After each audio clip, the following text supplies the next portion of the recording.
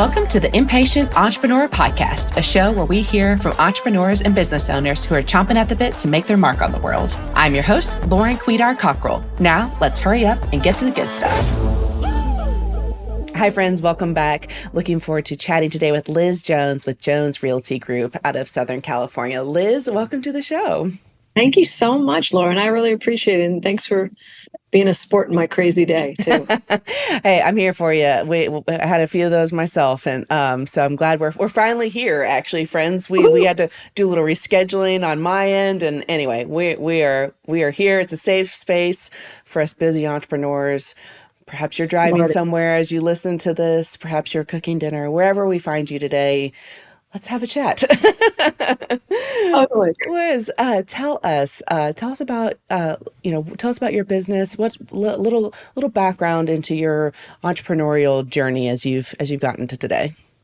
I'll start it a little bit further back, saying that I come from a very entrepreneurial family, and probably some of my earliest memories was Dad. He was in the advertising field. It was at the beginning of when catalog marketing was really taking off. He worked in New York and all the top things, all the biggest names in the film industry. And then he decided he wanted to go out on his own. He transplanted the entire family. We moved from New York to Florida. And then he started an entrepreneurial business, and he opened up a photo studio and advertising agency and picked up all these great accounts. And I started as a 16-year-old working for his organization. So I got to see it from the inside out. I followed in that field maybe another 20 years and then jumped out of it, worked for a large corporation in the marketing industry. And that was really cool, too. I really loved it. Got a good sense of what it feels like to be in a large corporation, took away some of the nuggets, and then found myself at this point where I wanted to start something else. At first, it was going to be investments, and I turned into a real estate agent to pick up some of the lost revenue that might have come across with that. And I found myself later building a team of agents. So, yeah, I'm here in Southern California. We do mostly residential. We poke around in commercial, and it's about leading people and finding the right home for someone and finding the way to navigate through all those finances. Lovely. And first official question, Liz, are you an impatient entrepreneur? Always. Always. And just for my pure curiosity, I feel like Southern California real estate has its moment on television, like Bravo TV shows are about fact or fiction? A little both. Yeah. So I look at my colleagues that have mastered that, and I've listened to some podcasts of those that were really successful too, and they create a niche that is so unique to them, and it's really about getting hype online, using social media platforms to build their business. And I know some agents that have successfully done 175 units a year. Wow. Just social media based. Wow. So it really is who you are. If you've got personality, you've got a niche, you've got an angle, a lot of times the business will come organically through that reach. Then there's the other side of that coin, and I'm kind of in the middle of those two. The old-fashioned agent just has friends and family, and then they get a referral, and there they are. So to build a team, you really have to be a hybrid of both of those. You're building your social media platforms up, and at the same time, you're creating a lot of opportunity in the community. So I do a lot of networking in the community. I serve on a lot of boards. I have at least a half a dozen organizations that I'm part of, and I encourage my team to do the same thing because that organic business feeds when online just doesn't have any life in it. A cold lead is always a cold lead. Right. And how big is your team today? We have 6 licensed agents, 2 admin, and offsite TC, which is part-time. And what is next for your business? What do you see happening, changing in the next 5 years or so?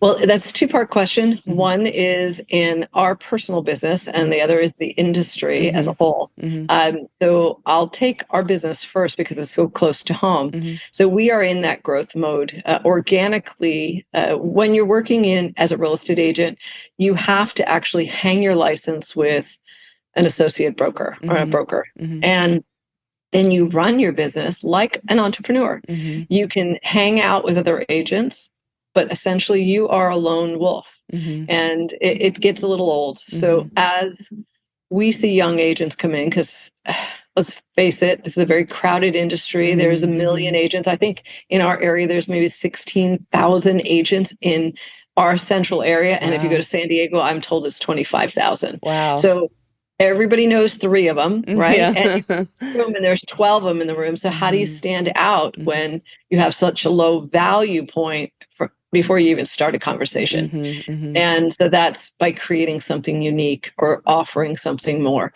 And with our organization and in our building, we have maybe 120 agents that have registered with our Keller Williams, which is our base. And then we build a brand underneath that Keller Williams.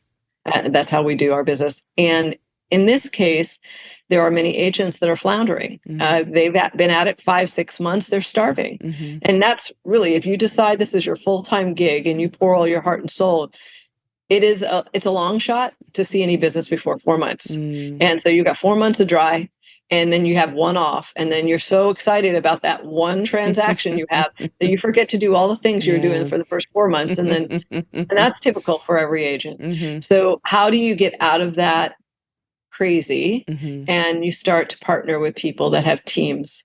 So they hand feed you some leads. You're also doing some prospecting, and in that, magic happens. And then you have a partnership with the team lead that has admin to service after it gets into escrow. So you're off running again, doing what you're supposed to be doing. And then there's structure to that. So we just started our growth period. We went from 2 agents to the 7 agents in like a nanosecond. And so we're learning in our business how to create systems that are sustainable over a wide reach, and how to, well, most people go into real estate because they say, I like my free time, right? Yeah. I want off the schedule. What they really don't recognize is they were just shackled if they want to be successful at it. It's 24/7. Right. And so you have to set your own personal boundaries. Well, as a team lead, I have to try to encourage these other entrepreneurs that are working within my organization that these are the agreeable times. These are the times you prospect. These are the times you do busy work. These are the times where you leave the building and go to your doctor's appointment. And that's, and, I'm coaching someone that I really can't slap on the hand and say, you must.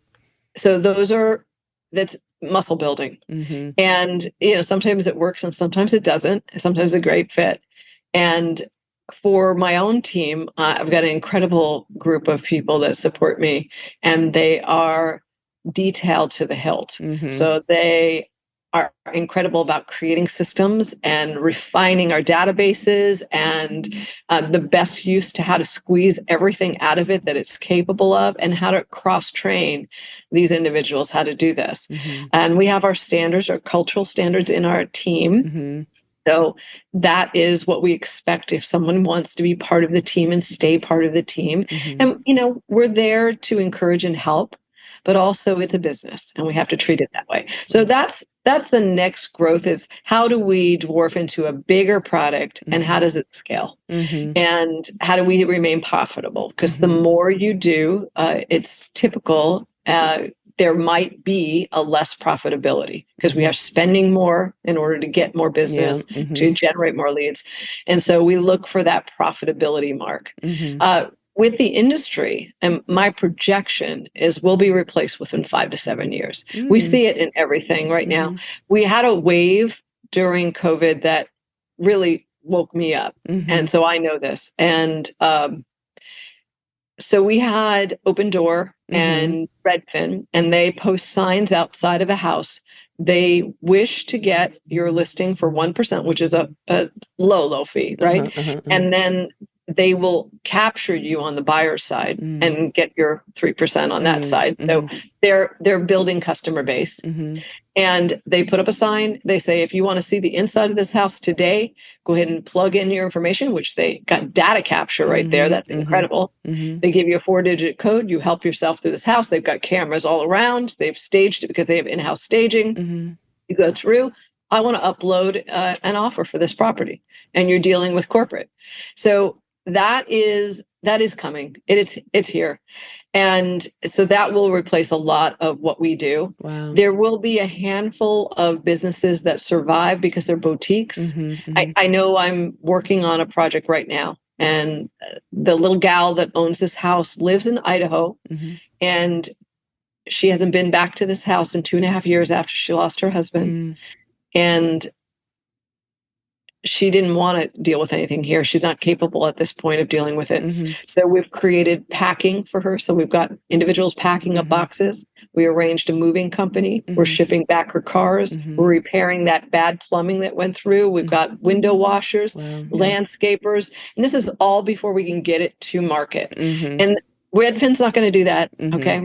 And if you do, there's a huge price attached to it. Like, I'm going to buy you out at this amount.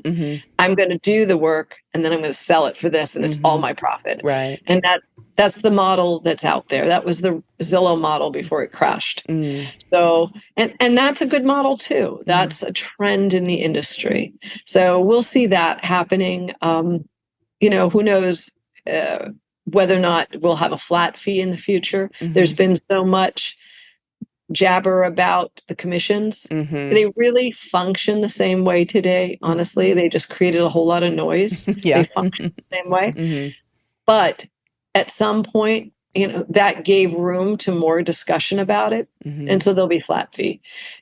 We really like people like myself and my colleagues that produce at this high level, look at ourselves like a consultant or an attorney, and it's a retainer fee or a flat fee to use our services. And that's how we try to treat it. It isn't really a percentage as much as it's a consulting fee to get your job through the finish line.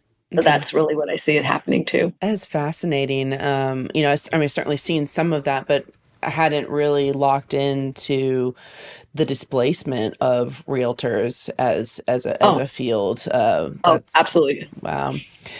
Well, the average realtor does 4 deals a year. So okay. Well, there you go.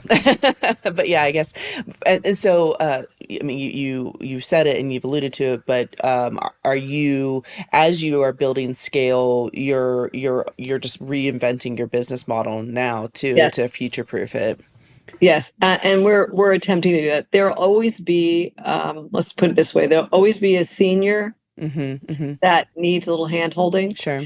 There'll always be a family. I know that I just spoke to someone today. Their mom is put in a home, and they're in another part of the country to take care of this. So there'll always be that need.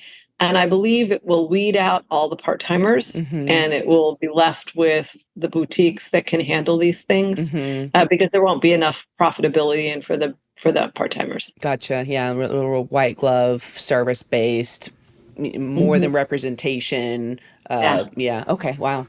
Cool. Well, good for you for staying ahead of it. Ryan, well, with the advent of AI, we're only on the tipping point. Right. There's actually software out there right now.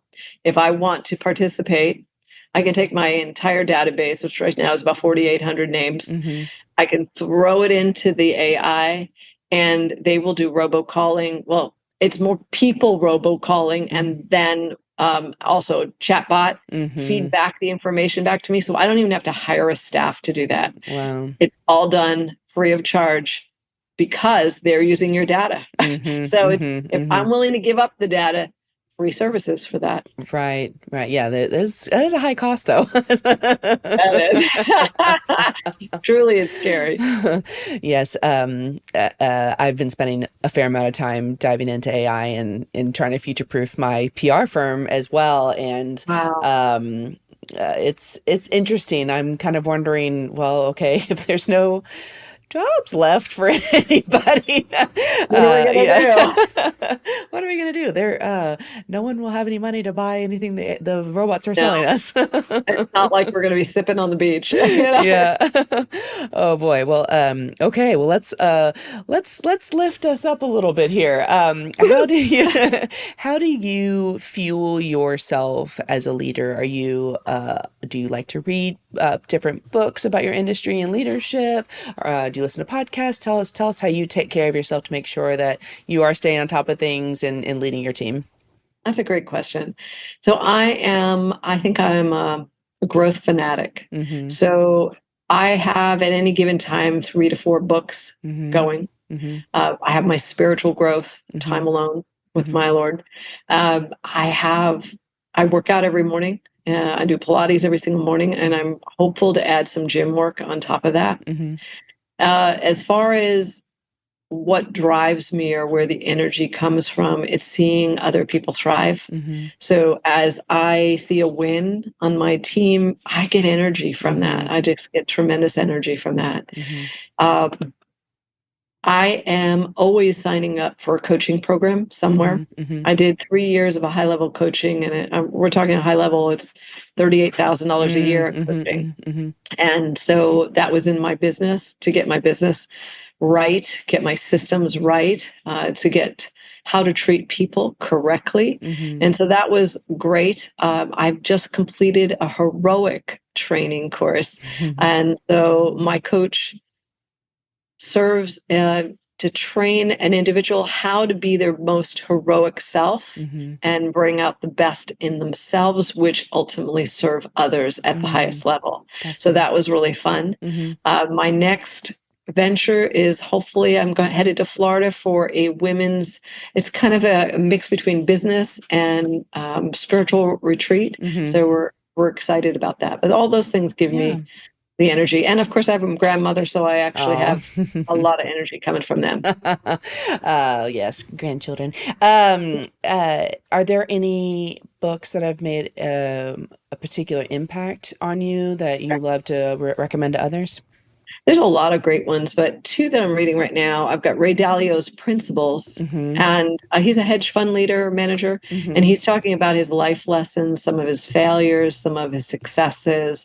And what I'm getting out of it is he grew from practically nothing to, I think he said 1,500 employees. It was just huge, Wow. but practically overnight. And the dynamics that came with growth and how they have a very open discussion. Like if two people are in a meeting and they're disagreeing or they feel like they weren't heard, that's not something they allow in their culture on Mm-hmm. purpose. And Mm-hmm. it's because they feel that even if there's disagreement, that talking about it brings it to the surface and makes the corporation as a whole better. Mm-hmm. He also talks about the fit. So there's not always a perfect fit, just like shoes Mm-hmm. hurt. Mm-hmm. Sometimes you got to get rid of the shoe. Yeah. And so it's one of those things where he talks about all those details. There are primarily a lot of common sense, but I think it's 1,200 pages Mm. of his life lessons. And he just wants to give his best that he's learned through his successes and Mm. failures to entrepreneurs like myself. So Mm-hmm. I'm really enjoying that one. Yeah. It can get dry at times, Sure. but otherwise it's really great. And the second one was The Power of Full Engagement. That's Mm. really, really great for me. That was by Jim Lohr. And, honestly, and there's a lot of what it talks about, but it explores the idea of managing my energy Mm-hmm. and not my time. Mm-hmm. So that is, I really need a lot more of the book, to be honest with you, Yeah. because the energy is what gives you that peace to be able to fill the room Mm-hmm. and to engage with people that you're surrounded by. I mean, I Mm-hmm. live the life that is the opposite of what that is. Every day there's probably 14 directions I'm headed, Mm-hmm. and at least 60 people that I talk to. So you can get a little scattered in that time frame. Mm-hmm. So it's important to be fully present with the person that you're there. And that's, it's a life lesson that I need to learn fully. Me too, sister. Trying to pay more attention of like, okay, well, where am I feeling most alive and like Yeah. in that flow state, and where am I, wanting to jump out of a window?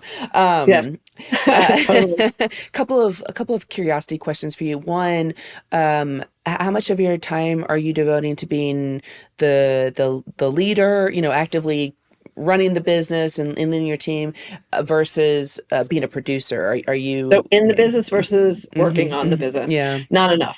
So at the agency model is it definitely has. I've been trained on how to move the dial away from it. Mm-hmm. And that's where my admin came from. They're Mm-hmm. both licensed people. One does my listing coordination, the other one does client concierge. Mm-hmm. I see my employees going to them because I'm always on the go. Mm-hmm. And probably half of my day is networking and board meetings and things like that that are Mm-hmm. outside of my organization. Mm-hmm. And the other half is still servicing clients who feel like it's only you. Sorry, only you. Mm-hmm. And so Mm-hmm. that's a training, a retraining that I Yeah. need to do with clients, Mm-hmm. to do a better job of setting expectations of how this organization works. I Mm-hmm. see it all the time. I mean, as I work with attorneys, you're talking to 12 people, you're spending 15 minutes with your attorney, but Yeah. and Mm-hmm. that's the same thing where Mm-hmm. our growth comes from. Mm-hmm. And I'll be honest with you, I mean, the audience of people buying homes are getting younger and younger. I Mm-hmm. really want to put them in front of someone that looks like them. I Mm-hmm. think that's better Yeah. in the long run Yeah. and save my energies for someone that really needs a little hand holding, you know? Yeah. Right, right. I've experienced that as well. It's been very freeing to be like, well, here's your team member. I'm That's, moving on now. that's, that, And I'm like, trust me, you'll be so much happier with someone who is not as feels as scattered as I am with trying to scale a business. I'm not sure if that's just an entrepreneurial mindset. Hmm. I have listened to many of your podcasts, and some of those guys that you've interviewed are just really put together. And I'm thinking, they got this. But I feel that my brain is literally on 12 to 15 important things Hmm. every day. Hmm. 12 Hmm. to 15 important. I Yeah. wish I could say there's one big rock. There Yeah. might be 10 big rocks Yeah. in my bucket every day. And that's something that will get a little easier. I used to have a personal assistant. That is the first hire I'm supposed to have. Hmm. And my personal assistant, which was awesome, Hmm. moved to Missouri. So I still Oh. keep her part-time Hmm. doing my calendar because gosh, that's evil. Yeah. And that person used to read my email. Hmm. Person used to feed me back, Hmm. what do you see? What's important? What do you need to know? Hmm.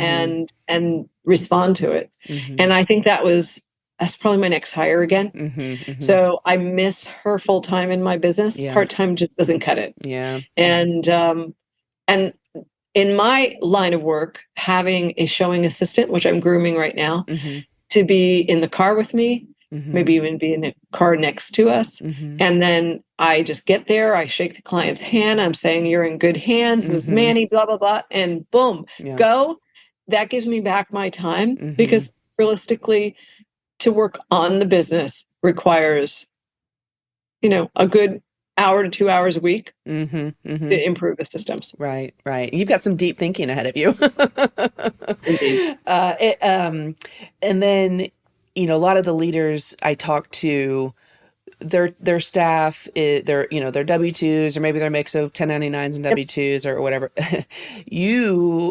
Maybe they have some entrepreneurs on their team, but they're the entrepreneur. You've got sounds like the ultimate in cat herding. Yes, it is exactly what it is. It truly is. That's a great way to say it. So the month of December, we give them the rah rah speech. This is the time you work so that you're set up for your Hmm. first time of year. December is when you really got to get down to work. Yeah. It was crickets except for my staff. Uh-huh. And then Hmm. I thought January 2nd, everyone's going to be Yeah. here. Crickets until January 9th. And I'm Mm. thinking to myself, wow, Hmm. and I'm putting business completely up on the board. Hmm. But it'll be weeks maybe months before they do, because that is so necessary to follow a guideline of those that came before me. Mm-hmm. And they have told us, how do we do this? Mm-hmm. And you're right, it's hard to herd those cats. They have lives. Yeah. It's you can't and for you, I can say, hey team, listen, But yeah, you must yeah, do once you this. pay their paycheck, Yeah. you can call the shots. Yeah. You have to almost strictly Hey, inspire. I mean, you do yes, have, okay, this isn't a fit yes, anymore, but it sounds like it has to go pretty far before you can get there. yeah, There's control is an illusion, of course, but yeah, yes, you're like in a purely inspirational only role almost, where yes, it's like, yes. okay, well, here's the path to success, follow it or not. Well, interesting enough, I sat down because I have a team leader who's just truly great. He's also a podcaster. Hmm. And he gave me a bit of advice last time.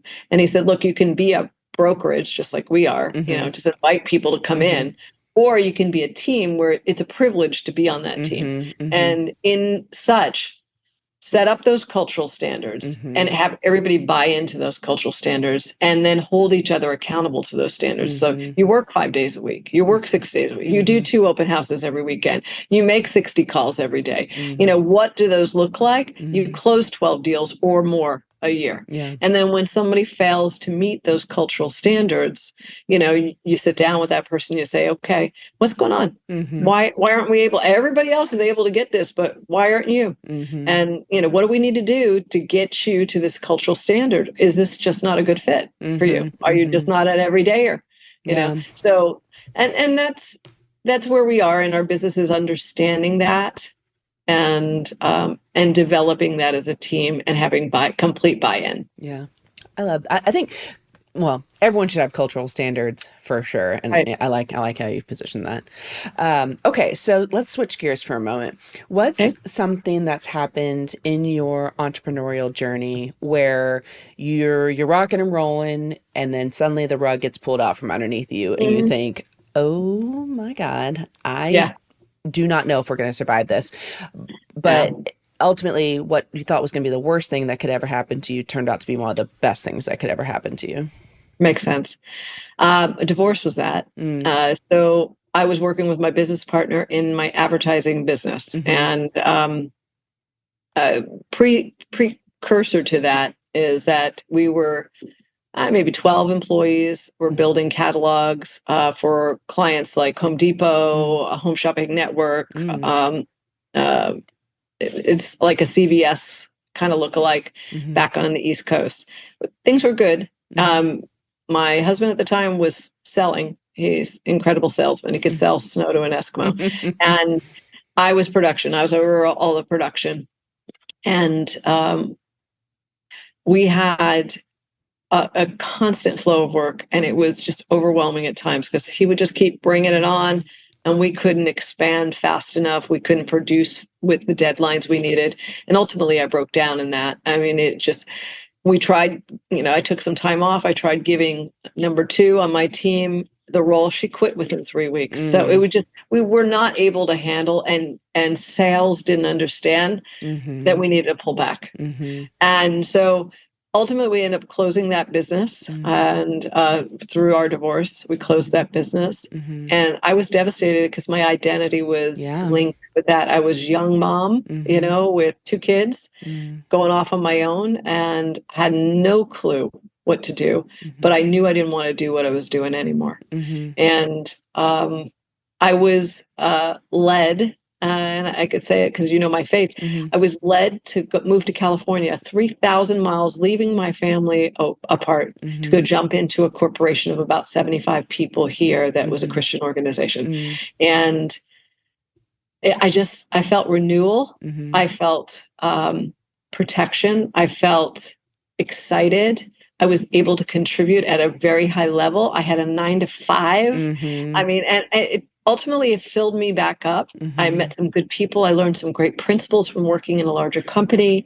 Um, and eventually, and it was in a perfect amount of time, they moved their organization to Colorado Springs, and I found myself without a job, which is Mm, where I led myself to what I'm doing now. okay. And, I wasn't planning on moving to Colorado Springs. Mm-hmm. My kids got settled here. They're thriving here. They met their spouses here, Mm-hmm. and they're doing well. And Yeah. I think that all of that was just, here are the rug. I was working in that industry for 25 years, and the Mm-hmm. rug was pulled out from under me, Mm-hmm. and I found myself, just floundering. And Mm-hmm. I just felt like I was lifted up, carried to the next thing, placed down here, said, "You're good," and Mm-hmm. it all came into place. Yeah. So yeah. It's interesting is, one moment is, okay, I'm going to allow the winds to carry me west, and then the next time it's like, nope, I'm rooted. Oh, it's true. Yeah, I wonder. I mean, I'm older than you are by a while, but I wonder if I've got one more career in me. And Mm, it's weird because I recognize the fact as I look at life that we are a series of many, many lives. And so mm-hmm. in my 20s, I was completely different than in my 40s. Sure. And then in my 50s, I was completely different than I am now. Mm-hmm. And I really believe there's another career in me. And this is kind of exciting as you approach the Mm-hmm. AI industry to how Right. to think out of the box and be the Mm-hmm. next generation of entrepreneur. Right. I love that. One of our clients and actually a past guest on the show, Laura Lynn Morrissey, runs a business called Silver Savvy, and it's all about, life does not end when you turn 60. Love that. And aging well, and being an entrepreneur, and how many careers you're going to have. She's on this next chapter, and so I love it. I'm here for it. Like, hang the lanterns. I'm following. It's it. It's so great. It's so great. Good. Okay, so take me back to you as a little girl. Were you by chance an entrepreneur as a little girl? I did not have any Okay. lemonade stands that I Okay. recall. Okay. I know I was always making money, but I don't know Hmm. how it was. Oh, I know what it was. So, as a little girl, my dad had chores around the house, Hmm. and so I negotiated for pay. So, the most memorable one was there was I think I call it liquid amber, and they dropped these little spiky balls Hmm. all over at Oh fault. yes, I know what you mean. Yeah. Uh-huh. Uh-huh. Yeah. Right. So the lawnmower, sit down lawnmower on an acre of land is Mm. not loving those. No. So we used to bring bags and bags, and we got 25 cents for every bag we brought back. There you So go. yeah, that was it. Yeah. Sounds like my daughter. She's like, well, how much am I getting paid for this? That is the way to motivate young people Yeah. today. Uh-huh. I heard a pastor who talked about how he wanted this daughter and mom were standing outside of a youth group, and Mm-hmm. mom wanted daughter to go in and try it. Mm-hmm. She goes, "I'm not trying it. I'm not trying it." Mm-hmm. Youth pastor walks up. How much if I give you $5, will you go in and try? She goes, "Yeah, I'll do that." So yeah, Yeah, yeah, she can take it to Starbucks. yeah, Oh well, I mean, I've created my mini me here. Uh, yeah. um, okay, so when you were a kid, was there a part of you or a personality trait of yours that either people told you to your face, Liz, this is a weakness, you need to work on it, or you just perceived it to be like maybe you're treated a certain way, you heard comments, but then you realize now as an adult and a leader that it's actually your superpower? Sure. Well, I was a dreamer, Mm. and I also jabbered a lot. So I use both of those today. Mm-hmm. So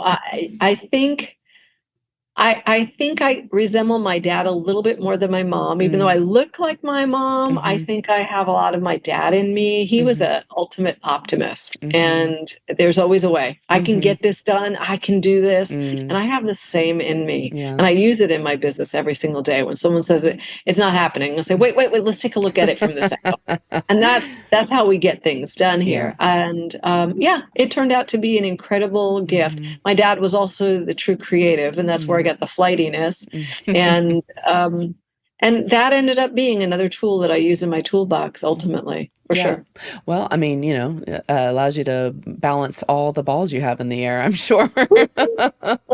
Absolutely. Oh my gosh. Yes, I think I don't know how you're an entrepreneur if you're a pessimist. I mean, you just, It's especially as you boring. grow too, Oh, I keep having to psych myself up. No, we're gonna be okay. You're okay. You're okay. been there, done that. You know, breathe, breathe, breathe. Yeah, yeah, exactly, exactly. Oh my gosh. Okay. Well, as we get close to wrapping up, what's a piece of advice you can give our listeners so they can make their lives and businesses stronger and better today? Okay. Well, value the people that you have. I Yes. think we all have our favorites that are Mm. behind the scenes, Hmm. and they are people that get us, get the way we want to live our business and run our business. And they are dedicated to the purpose and the vision.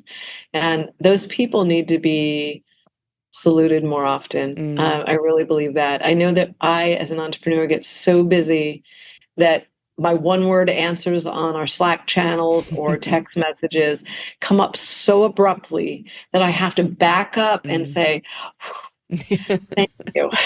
You're awesome. You rock. They're only two words, but they give Mm. them what they need. Hmm. Uh, and I think also from a standpoint, I learned from my mistakes of hiring people that looked like me, acted like me, Mm. Hmm. Hmm. whatever.